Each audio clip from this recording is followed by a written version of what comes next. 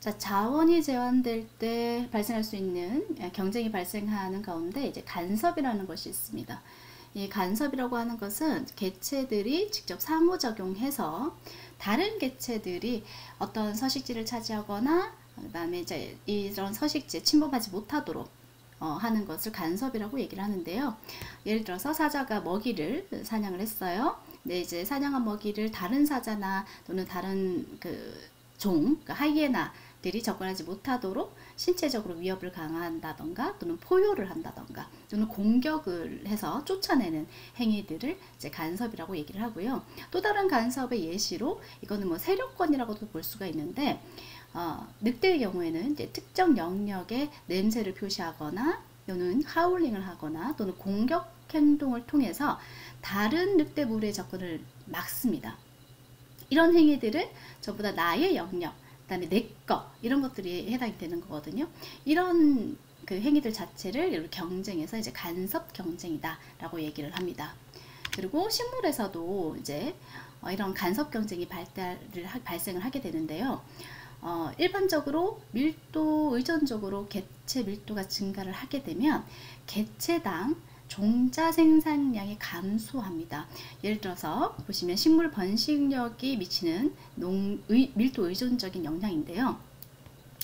자, 개체군 수입니다. 아래에 Y축은 수확량이고요. 자, 보시면 개체군 수가 적으면 적을수록 수확량, 종자 수확량, 콩이에요. 콩의 수확량이 증가합니다. 그쵸? 근데 개체군이 많으면 많을수록, 그러니까 요 면적 내, 요 1제곱미터 내에 개체군이 많으면 많을수록 종자 수확량이 없는 경우도 있어요. 없을 때도 있고 이렇게 조금밖에 나오지 않을 수도 있습니다. 굉장히 많이 줄어들죠. 그러니까 식물들의 경우에는 이런 것 같아요. 이것도 다른 예시 볼게요. B번 같은 경우는 퉁퉁마디거든요. 퉁퉁마디를 보시면 밀도가 개체군이 많을수록 종자 수가 적어지는 것도 나타납니다. 이게 퉁퉁마디도 같은 현상입니다. 이게 뭐냐면 제한된 환경, 그러니까 서식지 자체가 제한이 되어 있어요. 제한된 서식지에서 이제 식물들이 이제 자라려면, 성장을 하려면 성장에만 집중을 하는 거예요. 살기 위해서. 그러니까 자기가 살기 위해서만 집중을 하게 되는 거고요.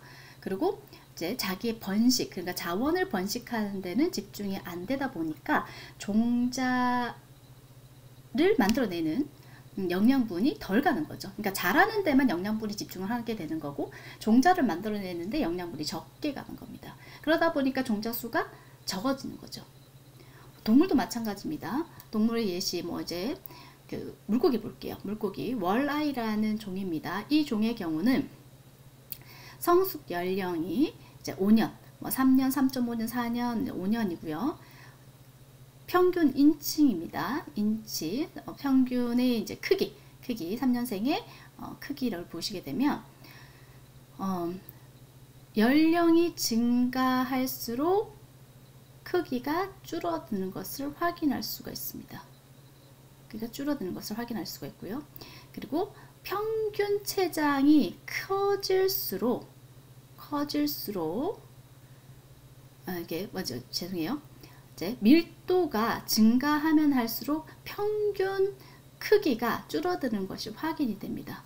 자, 보세요. 3.5일 때 평균 크기가 보통 14.5인치 5에이커라고 얘기를 하면 5인치예요. 그냥 5인치라고 얘기를 하면 개체 수가 6.5에이커일 때 평균 췌장이 12인치 정도밖에 자라지 않습니다.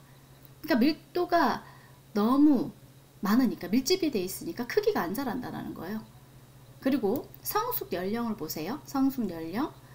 밀도가 높아지면 높아질수록 성숙 연령이 더 높아집니다. 그러니까 어린 개체가 줄어든다라는 거예요. 동물도 식물도 종자를 만들어내는 개수가 종자 수가 줄어드는 것처럼 동물도 어린 개체가 많이 줄어듭니다. 이런 것들이 이제 밀도 의존적으로 자원 경쟁이 발생하게 되고, 자원 경쟁이 발생하다 보니까 어린 개체들은 살아남지 못한다 라는 논리가 만들어진다라는 거죠. 그리고 이제 생물체들이 이제 살아남기 위해서 여러 가지 생존 경쟁을 하게 됩니다. 이제 우리가 영상을 볼 건데요. 이제 먹이를 잡기 위해서 뭐 서로 이제 자기를 은폐를 한다든지, 또는 빠른 개체를 잡기 위해서 자기의 반응 속도를 빠르게 한다든지, 또는 진화적 기작으로 뭐 혓바닥의 형태라든지, 또는 어떤 발달 기작, 눈알이나 또는 다른 몸체의 변화를 준다든지 하는 아주 기발한 생존 경쟁에 대한 예시가 영상으로 나와져 있어서 가져와 봤습니다. 이 내용 우리가 한번 보도록 하겠습니다.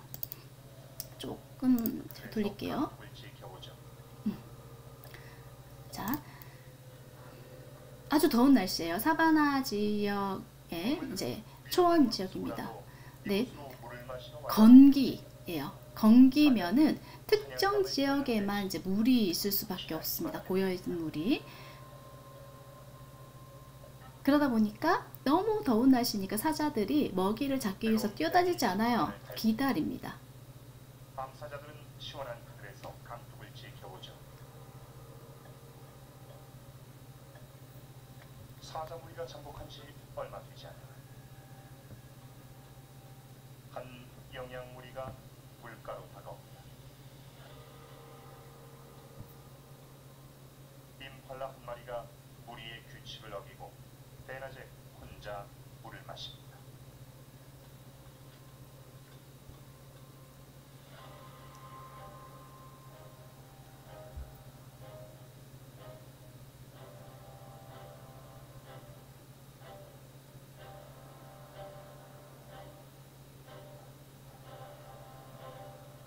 암사자 자매가 조용히 덫을 준비합니다.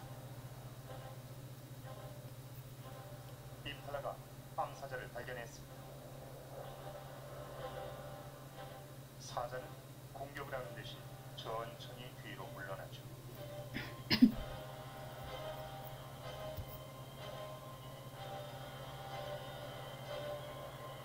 임팔라는 재빨리 사자를 피해 다른 길목으로 달아납니다.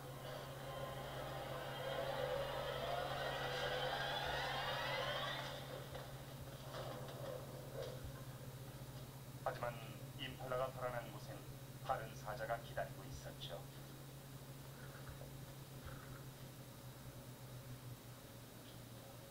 사자 가족이 모두 모여 사냥감을 나눠 먹습니다.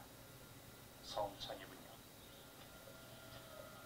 몇몇 사자 무리는 많게는 30마리가 힘을 합쳐 먹잇감을 사냥하기도 합니다.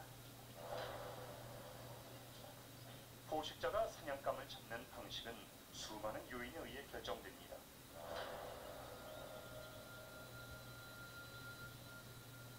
포식자와 먹잇감의 해부학적 구조도 사냥법을 좌우하는 요소죠. 무장을 위해 경쟁적으로 진화하는 과정에서 몇몇 동물들은 놀라운 능력을 갖추게 되었습니다. 지중해 카멜레온은 최고 속도가 시속 1.5km에 불과하지만 벌이나 메뚜기 같이 빠른 동물도 사냥할 수 있습니다. 되게 느리네요. 느리는데 사냥을 위한 발달 기작을 가지고 있습니다. 사냥감을 찾기 좋은 위치로 이동합니다. 이제 특별한 눈을 사용할 때입니다. 지중해 카멜레온은 두 눈을 각기 회전시켜 초점을 맞출 수 있기 때문에 두 물체를 동시에 볼 수 있죠. 저것도 하나의 기적이에요. 눈을 각각 움직일 수 있거든요. 진화적 기적입니다. 왜냐하면 자기가 느리니까. 양쪽 눈을 목표물에 고정시키고 먹잇감과의 정확한 거리를 계산합니다. 그리고 마지막 비장의 무기를 사용합니다.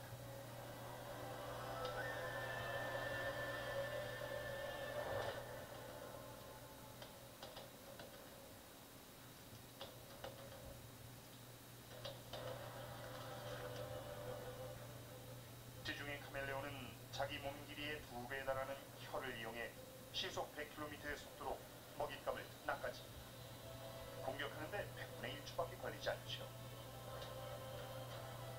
느린데, 몸은 느린데 혓바닥은 굉장히 빠르죠.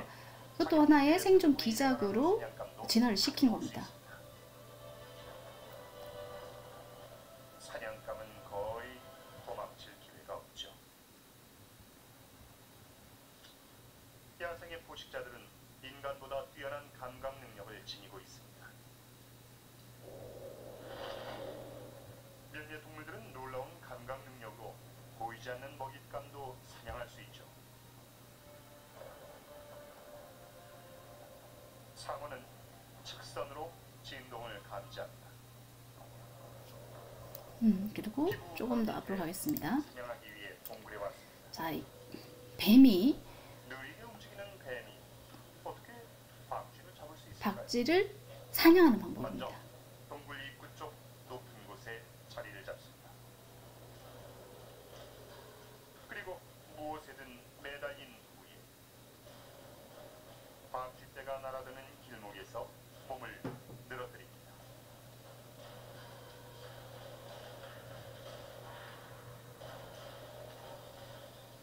대부분은 놓치고 맙니다.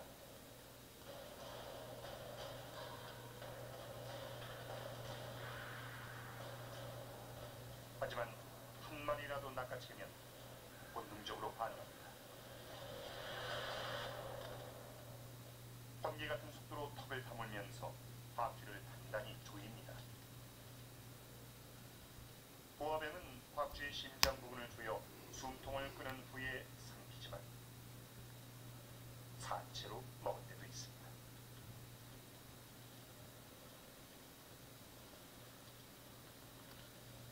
사냥은 아직 끝나지 않았습니다.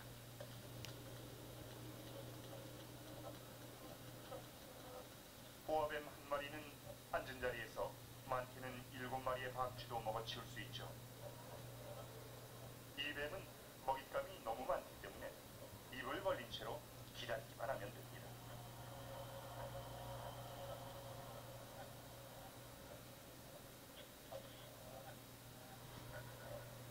그런데 먹잇감을 기다리는 데 있어 이보다 한 발 더 나아간 동물이 있습니다. 바로 문짝거미입니다. 수백만 년 동안 변하지 않은 영양 사냥꾼이죠.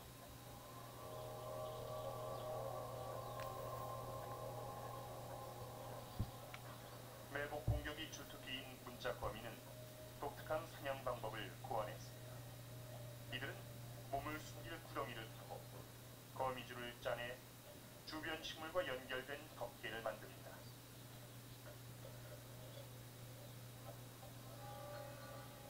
그리고 나서 덮개 아래로 들어가 문을 닫습니다. 문을 닫고 기다립니다. 그래서 문짝거미예요. 티가 잘 안 나죠? 이제 몸을 숨긴 채 먹잇감이 오기만을 기다리면 됩니다. 문짝거미는 인내심이 대단합니다. 사냥 기회가 올 때까지 몇 달을 기다리기도 하죠.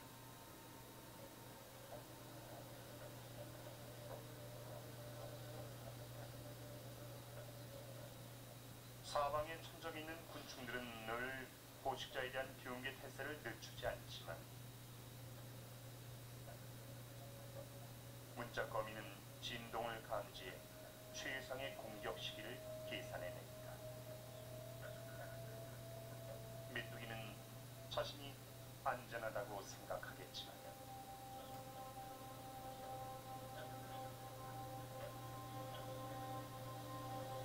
이 포식자는 실수하는 법이 없죠.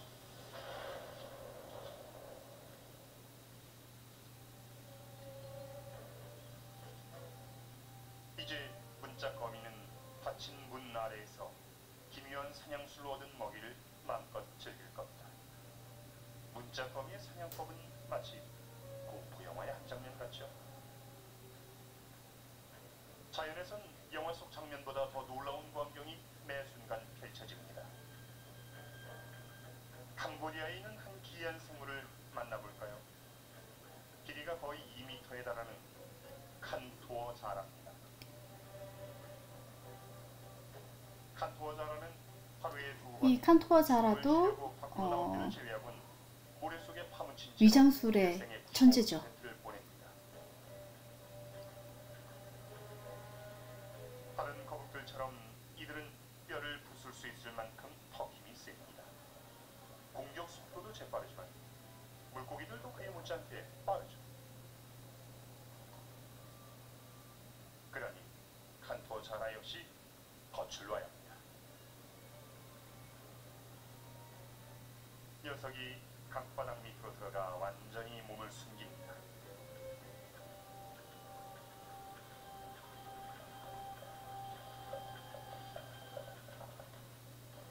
눈, 코, 입을 모래알갱이와 구분하기 힘들도록 위장했습니다.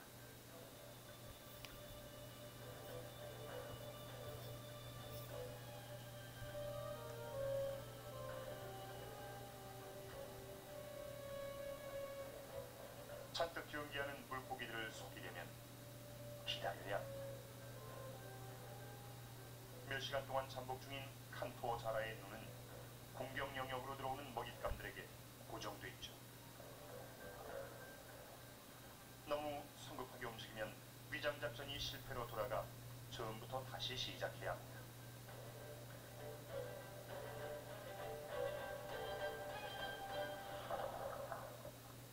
다행히 이번엔 성공했군요.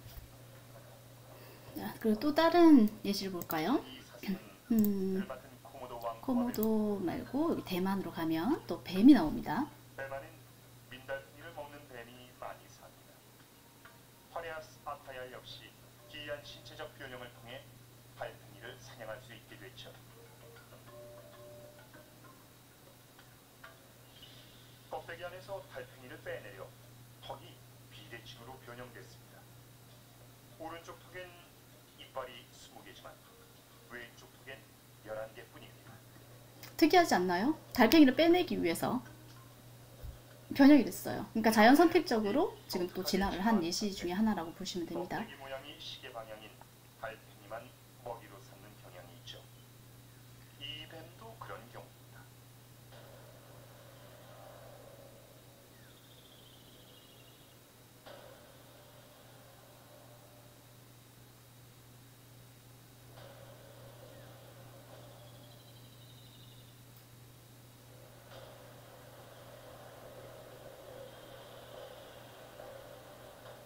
파레아스 아파얄은 움직임이 느리지만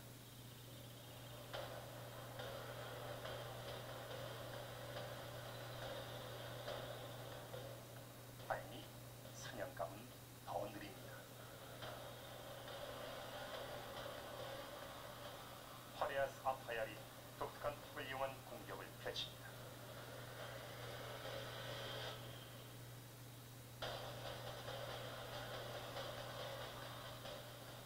달팽이를 껍데기 안에서 서서히 끌어냅니다.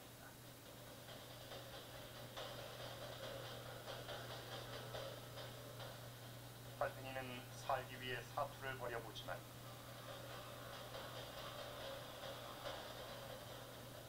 결국 뱀의 비밀 무기가 효과를 발휘합니다.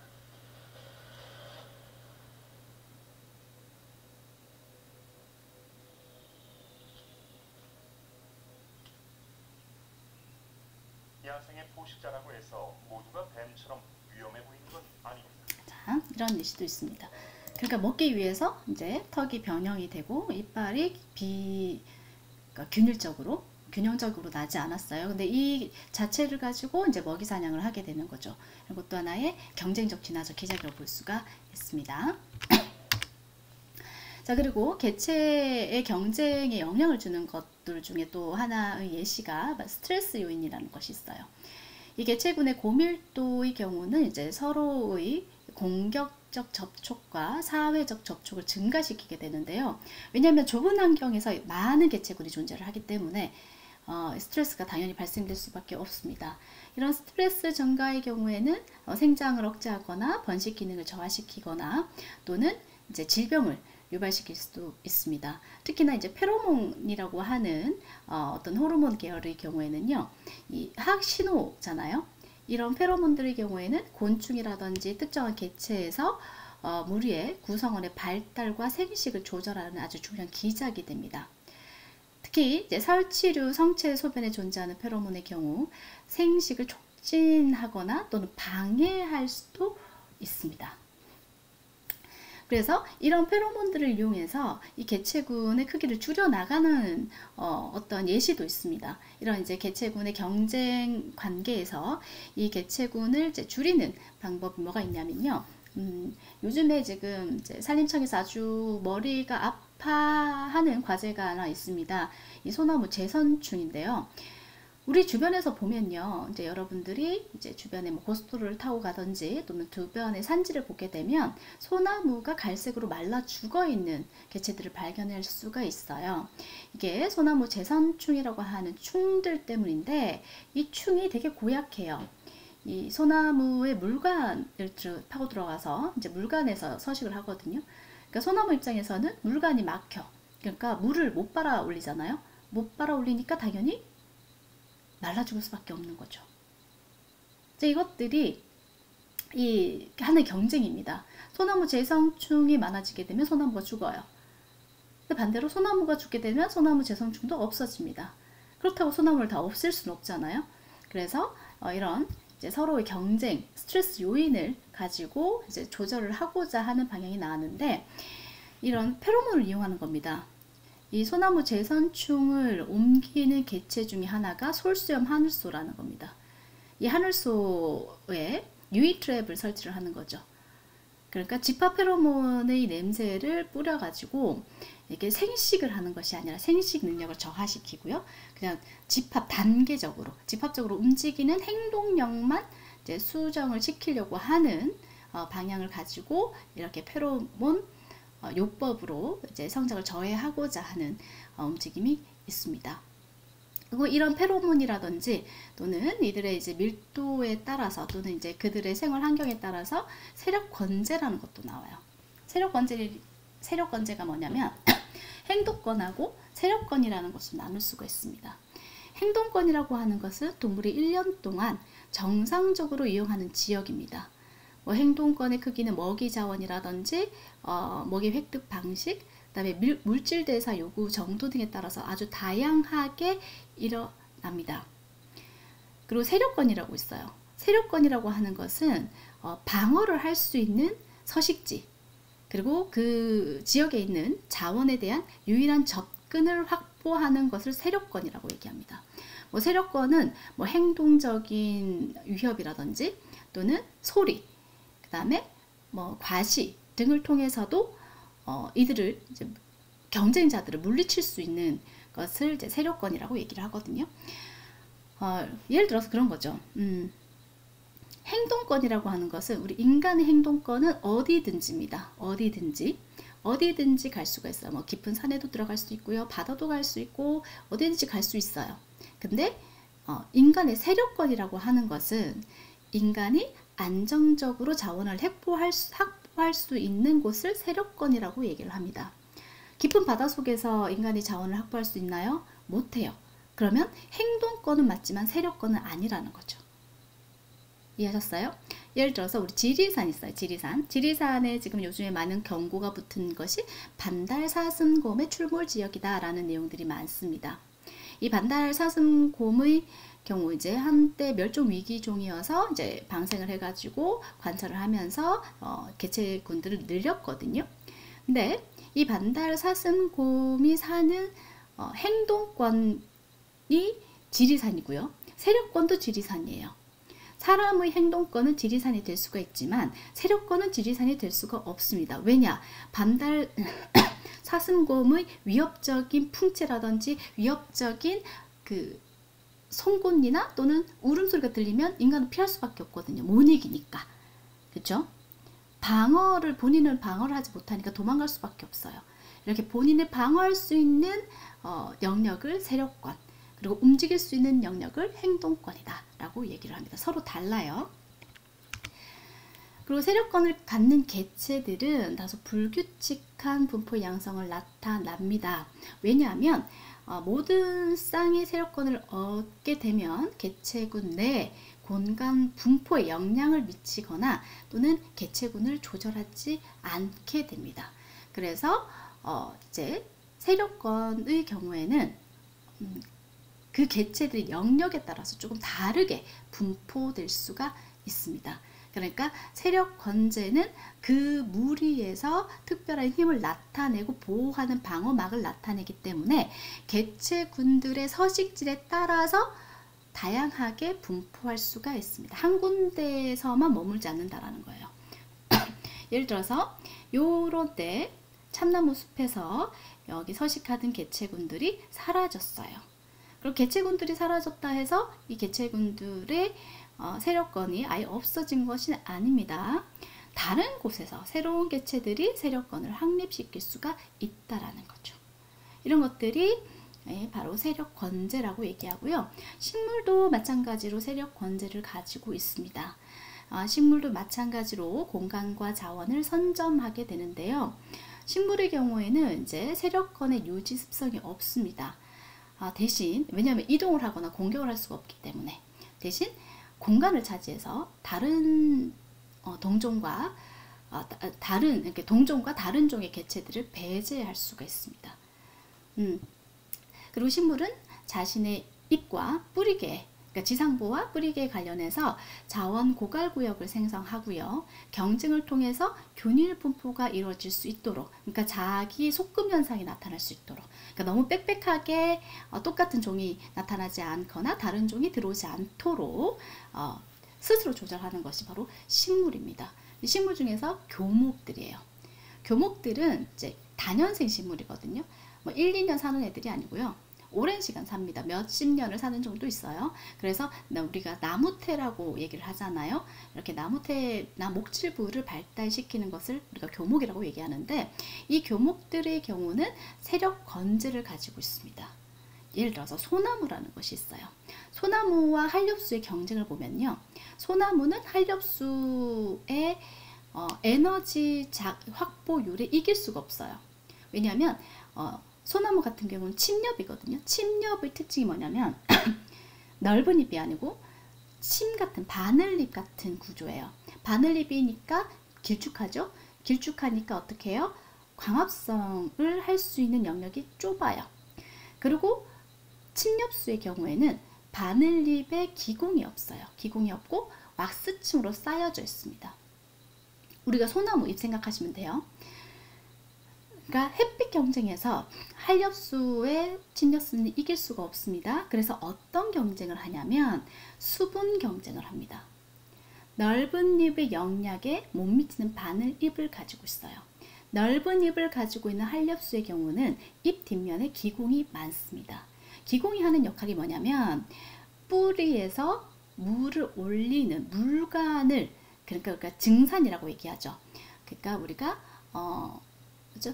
뜨거운 햇빛이 뜨거워지면 물이 휘발되잖아요. 이런 것을 식물계에서 증산작용이라고 얘기를 하는데, 이 증산작용을 통해서 기공을 통해서 물을 날려보냅니다. 그러니까 산소를 내보내죠. 이 역할, 수분이 날아가게끔 만들어주거든요. 그러니까 침엽수의 경우는 기공이 없다 그랬잖아요. 그래서 활엽수보다 수분이 부족한 환경에서도 더 잘 살아요. 활엽수는 기공이 열려서 계속적으로 수분을 끌어올리기 때문에 수분이 부족한 곳에서는 올바르게 생장을 하지 못합니다. 그리고 양분 경쟁을 합니다. 낙엽을 적재시키는데요. 침엽수의 낙엽은, 침엽수도 잎이 떨어집니다. 근데 쉽게 유기물로 분해되지 않습니다. 쉽게 바스러지고 쉽게 부서지지 않습니다. 그래서 보통 낙엽이 많이 우거진 데는 낙엽들이 분해되면서 유기물이 땅에 쌓이게 돼요. 그래서 이게 굉장히 이렇게 그죠? 토양이 좋게 영양분이 많은 토양으로 나타나거든요. 근데 침엽수의 토양의 경우에는 분해가 안 돼. 분해가 안 되니까 어때요? 토양이 척박해지겠죠. 영양분이 적은 환경이겠죠. 그러니까 자기들 외에는 다른 종들이 못 사는 거예요. 그리고 토양 경쟁이 있습니다. 소나무의 경우는 이렇게 낙엽이 적체로 인해서 양분이 적어지면요, 소나무들이 많은 지역의 토양은 산성 토양으로 바뀌게 됩니다. 영양분이 없고 상성 토양이에요. 소나무들만 잘 자랄 수 있는 pH 5.6 정도의 토양으로 바뀌게 됩니다. 그러다 보니까 다른 생물체들은 올 수가 없어요. 그죠? 그리고 온도 경쟁에도 이길 수가 있습니다. 침엽수잖아요. 그러니까 수분이 적은 환경에서 자랄 수 있어요. 그 많은 생물종들이 이렇게 상록수죠. 이렇게 사계절 내내 푸른 잎을 유지하지 못하는 이유가요, 날씨가 추워지면 식물의 잎에서 가지고 있는 이제 그 물을 가지고 있는 공간이 있습니다. 이 물을 가지고 있는 공간이 비어지면서 메말라서 떨어지게 돼요. 근데 소나무 같은 경우는 물을 많이 흡수하지 않는 잎을 가지고 있기 때문에 물이 적어도 상관이 없습니다. 그리고 또 물을 많이 가지고 있는 잎의 경우는 기온이 떨어지게 되면 내가 갖고 있는 이제 잎에서 가지고 있는 물이 얼어요. 얼어서 본인의 세포를 공격하게 되죠. 근데 침엽수는 그럴 일이 없어요. 물을 많이 안 갖고 있기 때문에. 그래서 조금 더 온대교가 아니라 조금 더 추운 환경에서도 생존할 수 있는 것이 소나무입니다. 그래서 이런 소나무의 경우는 이런 특징들을 이용해서 활엽수와 경쟁을 해가지고 우위에 있는 거죠. 우리 이제 뒷산, 우리 학교의 뒷산을 보면 소나무종이 많습니다. 근데 활엽수는 많이 안 자라고 있어요. 소나무와 동등한 키를 가지고 있지 않습니다. 소나무가 큰 키나무라면 활엽수는 관목 정도, 그러니까 소나무의 절반 정도밖에 자라지 않아요. 아예 없다는 거짓말이고 덜 자라고 있습니다. 이런 경쟁에서 밀리기 때문에 덜 자란다라는 거죠. 이런 것들이 바로 세력 건재라고 볼 수가 있습니다. 정리를 하자면 우리가 이제 경쟁 베타의 원리, 한 자원에 대해서 종간 경쟁, 즉 자원 요구가 동일할 때 이 종간 경쟁이 심하게 일어나면 한 종은 소멸되고 한 종만 살아남을 수가 있습니다. 그리고 한 종이 제거돼서 경쟁이 사라지게 되는데 이후에 이 경쟁이 됐던 종과 유사한 종 사이에 생태적 분리를 가져오는 또 다른 경쟁이 나타나게 됩니다. 이게 베타 경쟁의 원리고요. 그리고 쟁탈 경쟁이 있습니다. 쟁탈 경쟁은 경쟁이 심해짐에 따라서 개체군 내 개체들의 생장과 생식이 동일하게 억제될 때, 쟁탈 경쟁에서 모든 개체들이 생존하고 생식하기에 자원이 부족해서 지역적 소멸이 될 수 있는 사례를 쟁탈 경쟁이다. 이 쟁탈 경쟁을 한 예시로 우리 성성택이 있다고 얘기를 드렸습니다. 자, 여기까지 해서 경쟁 장에 대해서는 마무리하도록 하고요. 우리 다음 주에는 대면으로 만나서 수업을 하도록 하겠습니다. 수고하셨습니다.